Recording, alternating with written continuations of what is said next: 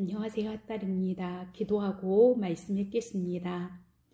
참 좋으신 아버지 하나님 감사합니다. 이 시간 성령님 조명하여 주셔서 말씀이 깨달아지게 하여 주시고 주님이 걸어가신 그 길을 뒤따르며 주님의 생생한 증인이 되도록 우리를 붙들어 주시고 우리를 복음의 나팔로 사용하여 주시옵소서. 예수님 이름으로 기도합니다. 아멘. 마가복음 5장 거라사에 귀신 들린 사람. 그들은 바다 건너편 거라사 사람들의 지방에 이르렀다. 예수께서 배에서 내리시자 묘지에서 어떤 미친 사람이 그분께 나아왔다. 그는 거기 무덤 사이에서 살았다. 아무도 그를 잡아둘 수 없었다. 사슬을 채울 수도 결박할 수도 없었다.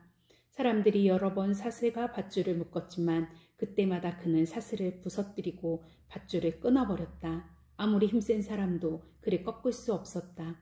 그는 밤낮으로 무덤과 산을 어슬렁거리면서 고함을 지르고 뾰족한 돌로 제 몸을 마구 상하게 했다. 그가 멀찍이서 예수를 보고 달려와 그분 앞에 경배하며 엎드렸다. 그러고는 고함 지르며 따졌다. 높으신 하나님의 아들 예수여, 무슨 일로 내게 간섭합니까? 제발 나를 괴롭게 하지 마십시오. 예수께서 이미 그 악한 귀신에게 나오너라, 그 사람에게서 나오너라 하고 명령하신 뒤였다. 예수께서 그에게 물으셨다. 내 이름이 무엇이냐? 그가 대답했다. 내 이름은 패거리입니다. 난동을 부리는 패거리입니다.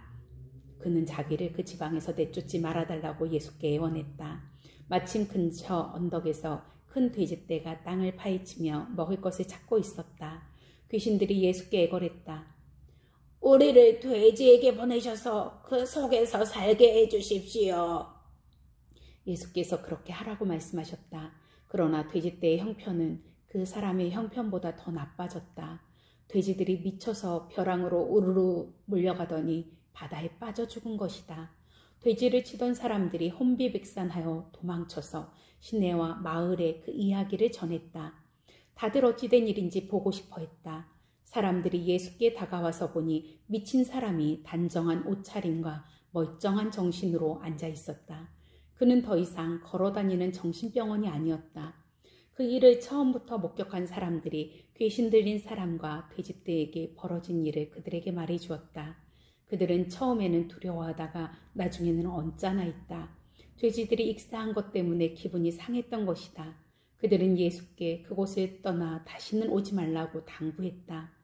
예수께서 배에 오르실 때 귀신한테서 놓인 그 사람이 자기도 함께 가게 해달라고 간청했으나 그분은 허락하지 않으셨다. 예수께서 말씀하셨다. 내 집, 내 가족한테 가거라. 주께서 무엇을 하셨고 어떻게 너를 불쌍히 여기시는지 그들에게 이야기하여라. 그 사람은 돌아가서 예수께서 자기에게 행하신 일을 대가볼리 10성읍 근방에 전하기 시작했다. 그는 동네의 화제거리였다. 손가락 하나만 대어도 예수께서 배를 타고 건너가시자 큰 무리가 바닷가에서 그분을 맞이했다. 회당 지도자 가운데 야이로라는 사람이 왔다. 그는 예수를 보고는 무릎을 꿇고 정신없이 애원했다. 제 사랑하는 딸이 죽음의 문턱에 있습니다. 병이 나아서 살 수 있도록 오셔서 손을 얹어주십시오. 예수께서 그와 함께 가시는데 온 무리가 따라가며 그분을 밀고 당겼다. 12년 동안 혈루증으로 고생한 한 여자가 예수의 소문을 들었다. 여자는 많은 의사들에게 치료를 받았으나 형편없는 치료로 돈만 날리고 상태가 이전보다 더 나빠졌다. 여자는 뒤에서 슬그머니 다가가 예수의 옷을 만졌다. 이분의 옷에 손가락 하나만 대어도 내가 낫겠다고 생각한 것이다. 여자가 손을 대는 순간에 흐르던 피가 멈추었다. 여자는 변화를 느낄 수 있었고 자신의 병이 깨끗이 나은 것을 알았다. 그 순간 예수께서 자신에게서 기운이 나간 것을 아시고 무리에게 돌아서서 물으셨다. 누가 내 옷에 손을 대었느냐? 제자들이 말했다. 무슨 말씀이신지요? 무리가 이렇게 밀고 당기는데 누가 내게 손을 대었느냐? 고 물으시다니요. 손을 댄 사람이 수십 명은 될 것입니다. 그러나 예수께서는 누가 그렇게 했는지 보려고 계속 둘러보며 물으셨다. 자기가 한 일을 알고 있던 그 여자는 두려워 떨며 앞으로 나아갔다. 여자는 그분 앞에 무릎을 꿇고 자초지종을 이야기했다. 예수께서 여자에게 말씀하셨다. 딸아, 너는 믿음에 모험을 했고 이제 온전해졌다. 잘 살아라. 병이 나았으니 복되게 살아라. 예수께서 아직 말씀하시는 중에 회당장의 집에서 사람들이 와서 회당장에게 말했다. 따님이 죽었습니다. 선생님을 더 괴롭게 해드릴 일이 있겠습니까? 예수께서 그들이 하는 말을 들으시고 그 회당장에게 말씀하셨다. 그들의 말을 듣지 말고 나만 신뢰하여라. 예수께서는 베드로, 야고보, 요한 외에는 아무도 따라오지 못하게 하셨다. 회당장의 집에 들어간 그들은 이야깃거리를 찾는 입방아꾼들과 음식을 나누는 이웃 사이를 헤치고 지나갔다. 예수께서 불쑥 말씀하셨다. 어째서 이렇게 너도 나도 울고불고 말이 많으냐? 이 아이는 죽은 것이 아니라 자고 있다. 사람들은 저거 알지도 못하면서 저런 말을 한다고 비웃었다. 예수께서 그들을 다 내보내신 뒤에 아이 부모와 자기 동료들만 데리고 아이 방으로 들어가셨다. 예수께서 소녀의 손을 꼭 잡고 말씀하셨다. 달리다굼. 이는 소녀야 일어나라 라는 뜻이다. 그러자 소녀가 일어나서 걸어다녔다. 아멘. 소녀의 나이는 12살이었다. 그들은 모두 기뻐서 어쩔 줄 몰라 했다. 예수께서는 그 방에서 일어난 일을 아무에게도 알리지 말라고 그들에게 엄히 명하셨다. 그리고 아이에게 먹을 것을 주어라 하고 말씀하셨다. 6장 고향에서 배척받으시다. 예수께서 그곳을 떠나 자기 고향으로 돌아가셨다. 제자들도 함께 갔다. 안식일에 예수께서 회당에서 설교하셨다. 예수께서는 모든 사람의 감탄을 자아낼 정도로 대단하셨다. 사람들이 말했다. 이 사람이 이렇게 훌륭한 사람인지 미처 몰랐다. 어떻게 이렇게 갑자기 지혜로워지고 이런 능력을 갖게 되었을까? 그러나 한편으로 그들은 언제 그랬냐는 듯이 어느새 그분을 깎아내리고 있었다. 이 사람은 목수요 마리아의 아들에 불과하다. 우리는 그를 어려서부터 알았다. 그의 동생 야고보와 요셉과 유다와 시몬 그리고 그의 누이들도 우리가 안다. 도대체 그가 자기가 누구라고 저러는 것인가? 그들은 예수에 대해 조금 아는 것에 걸려 넘어졌던 것이다. 그들은 거기서 더 이상 나아가지 못했다. 예수께서 그들에게 말씀하셨다. 예언자는 자기 고향, 자기 친척, 자기가 어려서 놀던 길목에서는 별로 존경을 받지 못하는 법이다. 예수께서는 거기서 많은 일을 행하실 수 없었다. 몇몇 병자들에게 손을 얹어 고쳐주신 것이 전부였다. 그들의 완고함을 예수께서도 어찌할 수 없었다. 그래서 예수께서는 그곳을 떠나 다른 마을을 다니시며 가르치셨다. 12 제자를 파송하시다. 예수께서 12 제자를 부르셔서 둘씩 짝을 지어 내보내시며 그들에게 악한 세력을 물리치는 권세와 능력을 주셨다. 예수께서는 그들을 보내시며 이런 지침을 주셨다. 이 일에 별도의 준비가 필요하다고 생각하지 마라. 먼저 너희 자신을 준비하여라. 특별히 돈을 모금할 것도 없다. 간소하게 하여라. 고급 여관도 안 된다. 적당한 곳을 찾아가 떠날 때까지 그것으로 만족하여라. 사람들이 너희를 맞아들이지 않고 너희 말을 듣지 않거든 조용히 나오너라. 소란 피울 것 없다. 무시해 버리고 너희의 길을 가면 된다. 곧 제자들은 길을 떠났다. 그들은 삶이 근본적으로 달라질 수 있음을 기쁜 마음으로 긴박하게 전했다. 가는 곳마다 귀신을 쫓아냈다. 병자들의 몸에 기름을 발라 건강을 되찾게 해주고 그들의 심령을 고쳐주었다. 요한의 죽음. 예수의 이름이 만인의 입에 오르내리고 있을 그 즈음에 헤롯 왕도 그 모든 소식을 들었다. 그가 말했다.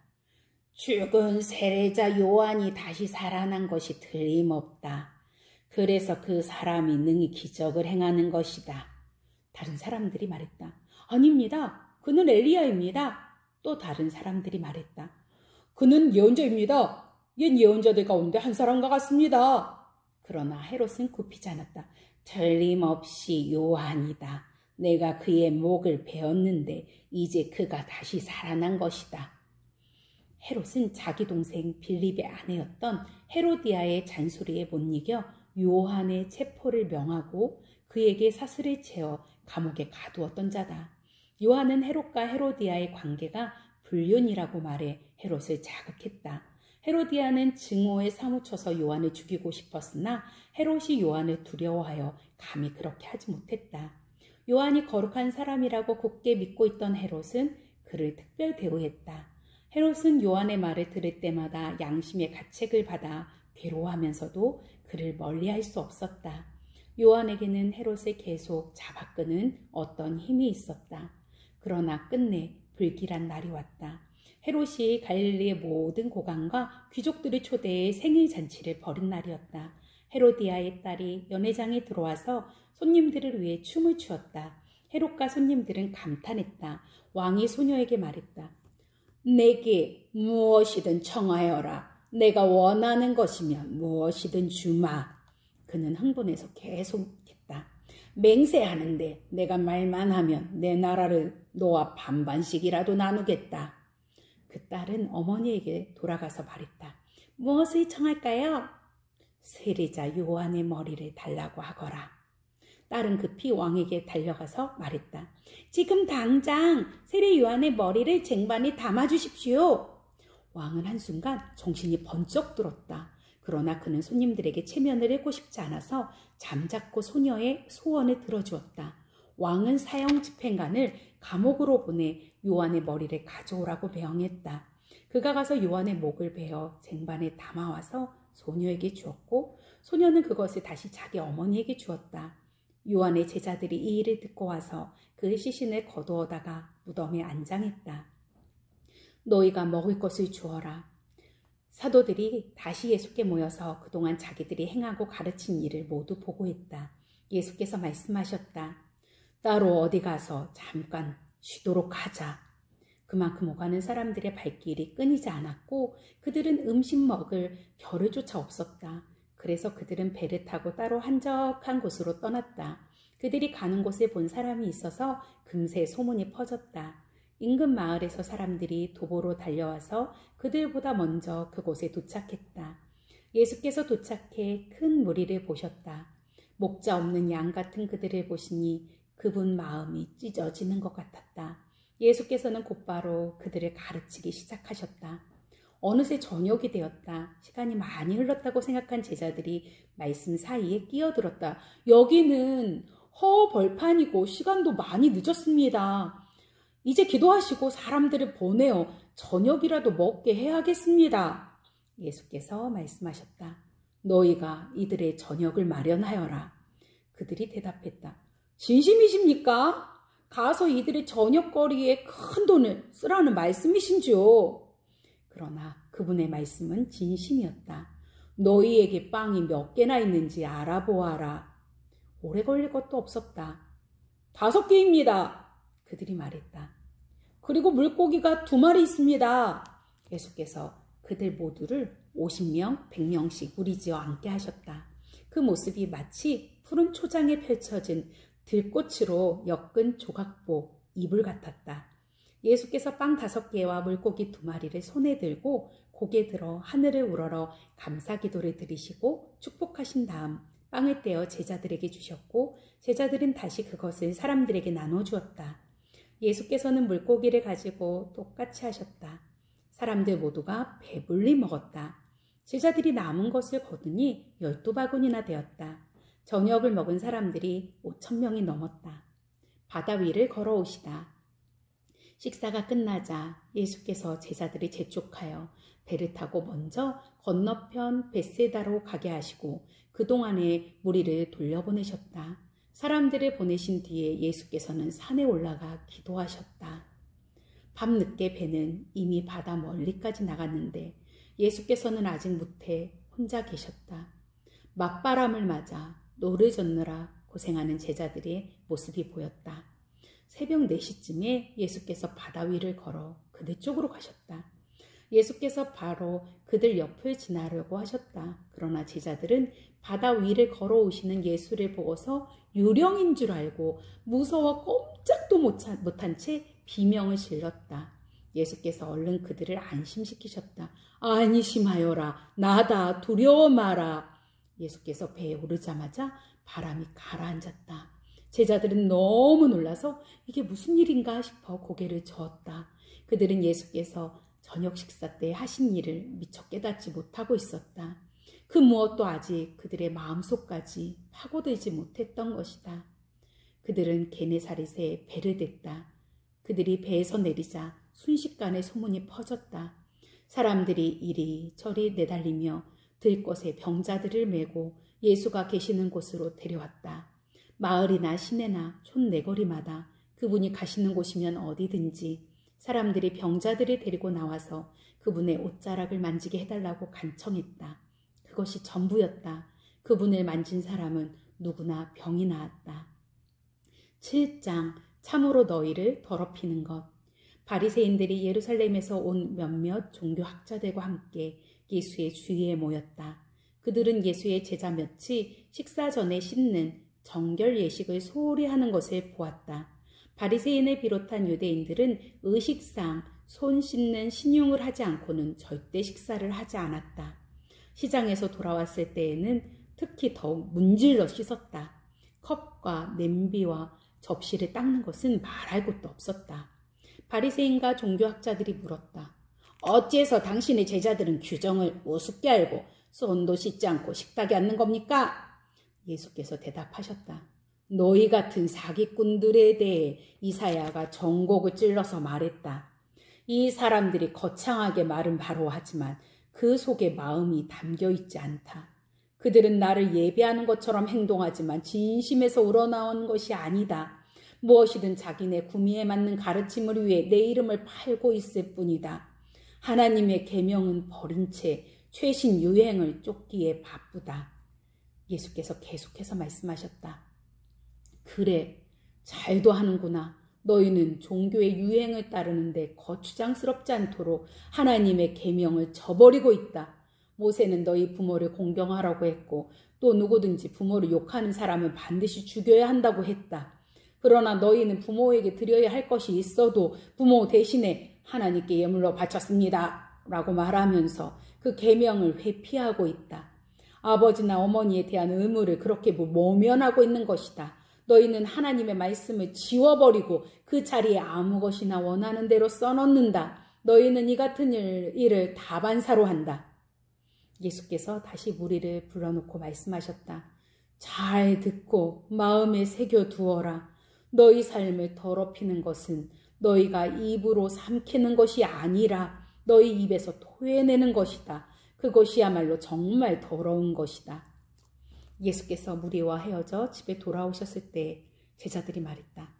잘 모르겠습니다. 쉽게 말씀해 주십시오. 예수께서 말씀하셨다. 너희가 우둔해지기로 작정이라도 한 것이냐? 너희가 입으로 삼키는 것이 너희를 더럽힐 수 없다는 것을 모르느냐? 그것은 너희 마음으로 들어가지 않고 위로 들어가서 장을 지나 결국 변기의 물과 함께 내려간다. 이것으로 음식에 대한 논란은 무의미해졌다. 예수께서는 모든 음식을 먹어도 좋다고 하신 것이다. 예수께서 계속해서 말씀하셨다. 사람 속에서 나오는 것이 사람을 더럽히는 법이다. 음란, 정욕, 도둑질, 살인, 간음, 탐욕, 부정, 부패, 속임수, 방탕, 비열한 눈빛, 중상모략, 교만, 미련함. 이 모두가 마음에서 토해내는 것이다. 너희를 더럽히는 근원은 바로 거기다. 예수께서 거기에서 두로 지방으로 떠나셨다. 그분은 아무도 못 본 줄 알고 그곳에 한 집에 들어가셨으나 사람들의 이목을 피할 수 없었다. 예수께서 안에 들어가 있기가 무섭게 고통당하는 딸을 둔 한 여자가 그분이 그곳에 계시다는 말을 듣고 찾아왔다. 여자는 예수의 발 앞에 무릎을 꿇고는 도와달라고 애원했다. 그 여자는 스로보니게 출신의 그리스 사람이었다. 여자는 예수께 자기 딸을 고쳐달라고 간청했다. 예수께서 말씀하셨다. 줄을 서서 차례를 기다려라. 자녀들을 먼저 먹이는 법이다. 그리고 남은 것이 있으면 개들의 차지다. 여자가 말했다. 지당하신 말씀입니다, 주님. 하지만 상 밑의 개들도 자녀들이 흘리는 부스러기는 먹지 않습니까? 예수께서 감동하셨다. 내 말이 맞다. 가거라. 내 딸이 더 이상 고통당하지 않게 되었다. 괴롭히던 귀신이 떠나갔다. 여자가 집에 가보니 딸이 침대에 편히 누웠고 고통이 아주 사라져 버렸다. 아멘. 예수께서 다시 도로 지방을 떠나서 시돈을 지나 갈릴리 호수로 돌아와서 데가볼리 지방으로 건너가셨다. 어떤 사람들이 듣지도 말하지도 못하는 사람을 예수께 데려와 손을 얹어 고쳐주시기를 청했다. 예수께서 그 사람을 따로 데리고 저만치 가셔서 그의 귀에 손가락을 넣고 그의 혀에 침을 묻히셨다. 그러고는 하늘을 우러러 기도하시고 깊이 탄식하며 명하셨다. 에바다, 열려라. 그러자 그대로 되었다. 그 사람의 귀는 이제 똑똑히 들렸고 말도 분명해졌다. 순식간의 일이었다. 예수께서 그들에게 입단속을 시켰으나 그럴수록 그들은 흥분하여 더 퍼뜨리고 다녔다. 전부 그분이 하신 일인데 대단한 일이다. 그분은 듣지 못하는 사람도 듣게 하시고 말하지 못하는 사람도 말하게 하신다. 8장 4,000명을 배불리 먹이시다. 그 즈음에 예수께서 배고픈 무리 앞에 다시 서게 되셨다. 예수께서 제자들을 불러 말씀하셨다. 이 무리를 보니 내 마음이 몹시 아프구나. 이들이 사흘이나 나와 함께 있었는데 이제 먹을 것이 없다. 배고픈 채로 돌려보내며 가다가 지쳐 쓰러질 것이다. 이 가운데는 멀리서 온 사람도 있다. 제자들이 대답했다. 저희가 어떻게 하면 좋겠습니까? 여기 광야에서 어떻게 음식을 살 수 있겠습니까? 예수께서 물으셨다. 너희에게 빵이 얼마나 있느냐? 7개입니다. 그들이 말했다. 그러자 예수께서 무리를 바닥에 앉게 하셨다. 예수께서 감사를 드리신 후에 빵 7개를 조금씩 떼어 제자들에게 주셨고 제자들은 그것을 무리에게 나누어 주었다. 마침 거기에 물고기도 몇 마리 있었다. 또 예수께서 물고기를 가지고 감사를 드리신 후에 제자들을 시켜 사람들에게 나누어 주게 하셨다. 사람들은 배불리 먹었다. 남은 것을 거두니 7자루였다. 식사한 사람이 좋기 4,000명이 넘었다. 그때야 예수께서 사람들을 집으로 보내셨다. 예수 자신은 제자들과 함께 곧바로 배로 가서 달마누다로 떠나셨다. 그들이 도착하자 바리새인들이 나와서 예수께 바짝 달라붙었다. 그러고는 자신을 입증해 보이라고 그분을 괴롭히며 궁지에 몰아세웠다. 예수께서 노하여 말씀하셨다. 어찌하여 이 세대는 기적과 같은 증거를 찾아서 난리들이냐? 내가 이것만 분명히 말해두겠다. 너희는 꿈에라도 증거를 받을 생각은 하지 마라. 더럽게 하는 누룩을 주의하여라. 예수께서 그들을 떠나서 다시 배에 올라 건너편으로 향하셨다. 그런데 제자들이 점심 싸우는 것을 잊어버렸다. 빵 한 덩이 외에는 배 안에 빵 부스러기 하나 없었다. 예수께서 경고하셨다. 단단히 조심하여라. 바리새인과 헤롯 당원을 더럽게 하는 누룩을 각별히 주의하여라. 그러자 제자들은 깜빡 잊고 빵을 가져오지 않은 것을 두고서 서로 책임을 따졌다. 예수께서 들으시고 말씀하셨다. 빵을 잊어버렸다고 이 소란이냐? 내 말뜻을 못 알아듣겠느냐? 그렇게도 모르겠느냐? 내가 빵 5개를 떼어서 5,000명을 먹인 일이 있었느냐? 남은 것을 너희가 몇 바구니나 거두었느냐? 그들이 말했다. 12바구니입니다. 빵 7개로 4,000명을 먹이고 남은 것은 몇 자루나 되었느냐? 7자루입니다.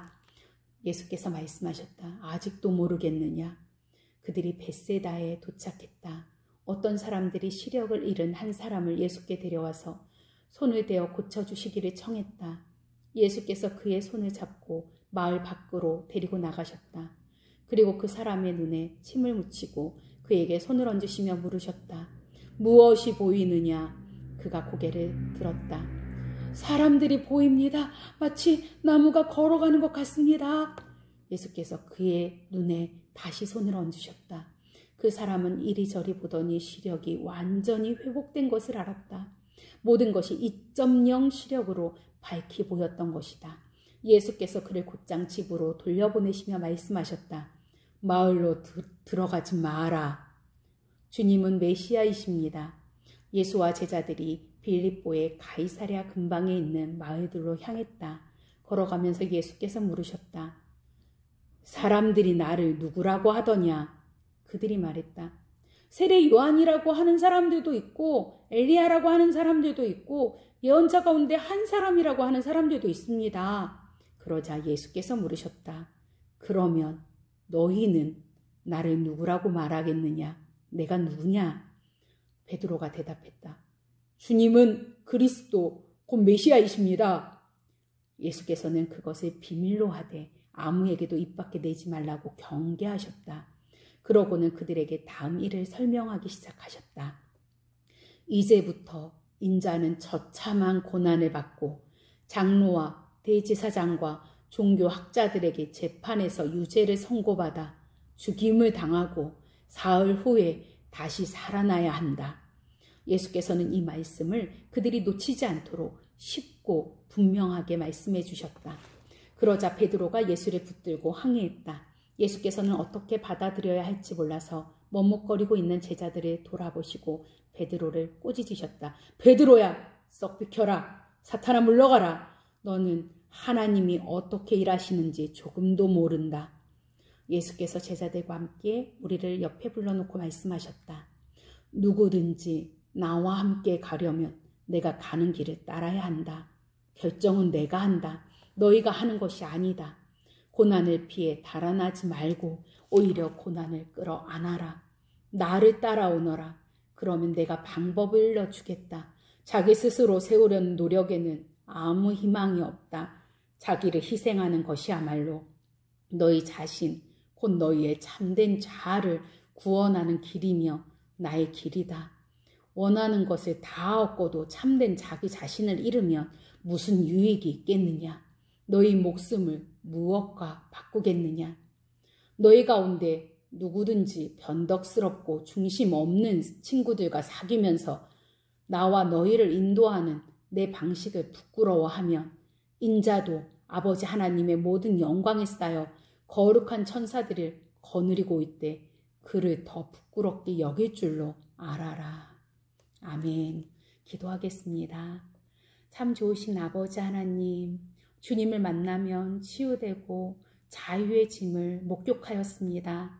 하나님, 우리가 진리 되신 주님을 날마다 만나 교제하게 하시고 진리 안에 자유케 하시고 새 삶을 살아가게 하옵소서. 예수님 이름으로 기도드렸습니다. 아멘.